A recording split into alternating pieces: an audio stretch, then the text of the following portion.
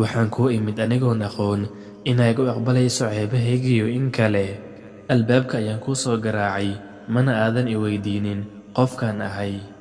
Si naxariis lehna waa ii qaabishay. Waxaan ku dhahay, adduunka ayaan ku daalay. Waxaad igu tiri, aniga ayaa garabkaaga taagan. Haddii murug iyo dhibaato i qabsato, waxaan uga baxaa xuskaaga iyo baryadaada. Waxaad tahay deeqsi, qofkii wacdo ajiibo. Waxaad igu tiri, si walbo ay maalmaha kuu daaliyaan, riyooyinkaagana kaaga lumaan, walwalkii iyo murugtana kaaga adkaadaan, hadafyadaadana kaaga dayacmaan, dareenka murugada lehna uu kaaga awood bato. Ha iga murugoon, aniga ayaa garabkaaga taagan. Aniga ayaa ah Rabbiga, i bari goorta aad doonto. Waxaan kuu noqon doonaa garab, sidoo kalena waxaan kuu noqon doonaa awood. Marna ha ku fikirin isdhaybid iyo tabardarri.